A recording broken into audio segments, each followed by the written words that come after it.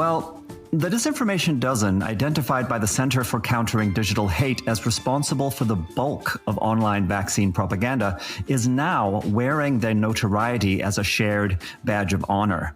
Here's Dr. Christiane Northrup talking about how they've responded to the CCDH report that names them. The Disinformation Dozen has all gotten together. And so what's so great is, just like with you and me, right, we have found each other, and I've known about many of the people in the Disinformation Dozen for years, but never talked with them. We had a Zoom meeting. So yeah, they've joined forces for something called #Truth Week, of course, without any trace of irony. And they very quickly spun up a graphic that features them all gathered together as Marvel-style superheroes, complete with the outfits and the capes. They were more DC. They don't have the chops to do Marvel. Sorry. Well, actually, I mean, it's kind of like it was a cartooning app or an avatar generator. I mean, it was pretty cheap and quite friendly. I really wonder about the street credibility they're going to gain from those images. We'll put them into the show notes, of course. You can let us know. Yeah, it's something.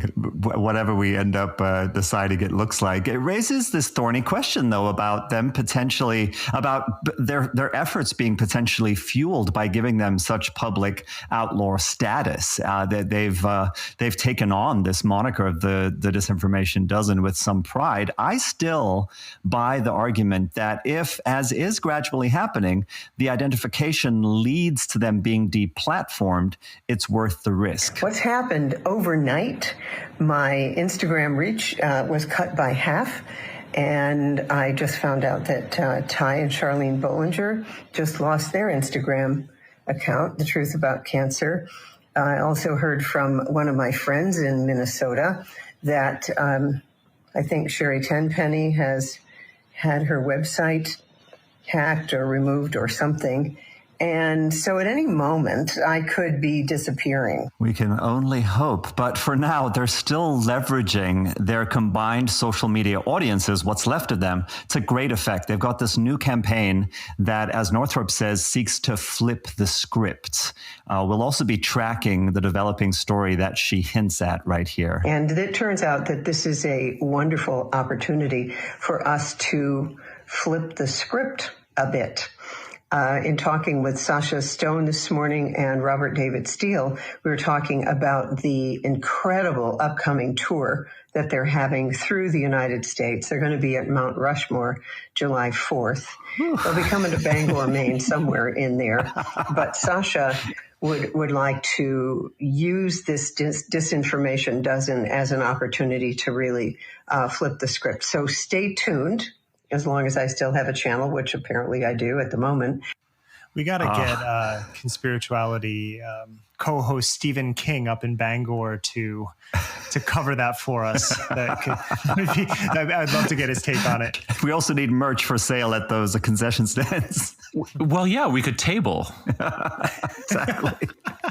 At the Conspiritualist Road Show. You know, but the thing is, I wonder if Sasha is going to bring his death metal band to Bangor, and maybe Christiana's going to put them all up in her country house. Oh, they are not death metal. Whatever. They are pop metal. Okay, pop metal. All right, power pop. Well, this is the thing. It's power pop, but with the Iron Maiden aesthetic from the mid '80s, right? Is she going to take care of their dietary needs? Is it going to be are the church ladies going to come over and deliver the sandwiches? Or I'm sure they're going to get Reiki before each performance. Right.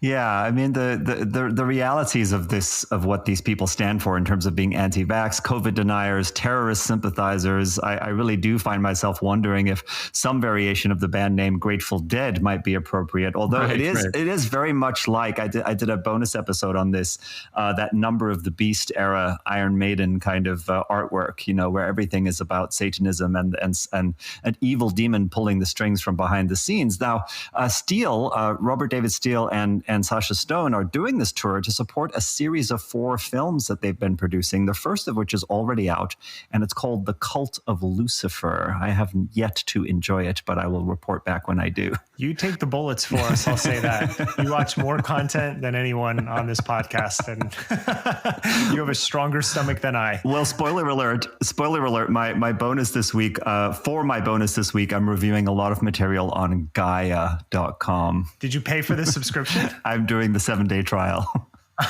I want to just point out, I think Northrup used the phrase, we could be disappearing at any moment. And it just really highlights to me how essential these social platforms are, not only to the messages that these folks generate, but also it would seem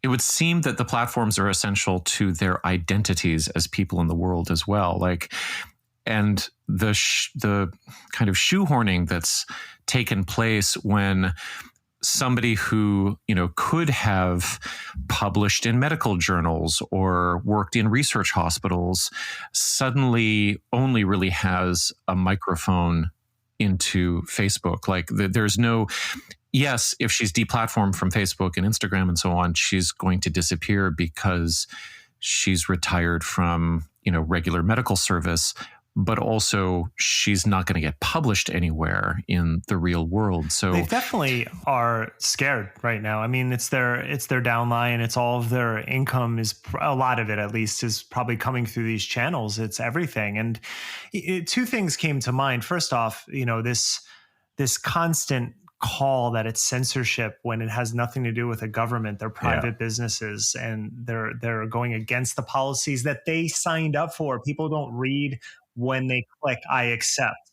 And so they're going against that, and now they're claiming censorship. So it's obvious they were going to make that pivot. But looking at the website, which looks like it was spun up in 1998, which a lot of these people just have no aesthetic, and I think that's an important thing because it's rushed. Because I looked at the week of that they were doing this week, whatever the disinformation week, whatever it was called, and first off, like half of the links were broken. Wow. And then you go to Wednesday, and like the whole idea was every day we're going to give you some information about like vaccines and medical freedom. And Wednesday, it was just give us money. It was just links to their PayPals or to their organizations. And it was just a blatant fundraiser drive because they know they're trying to get as much as they can. It's like the whole what's going on with Trump and the recurring donations right now. It's just like, we are going to drain you while we have you because we're not going to have your attention pretty soon. Yeah. And we've been terribly victimized. So please give us money to make us feel better and make sure that we don't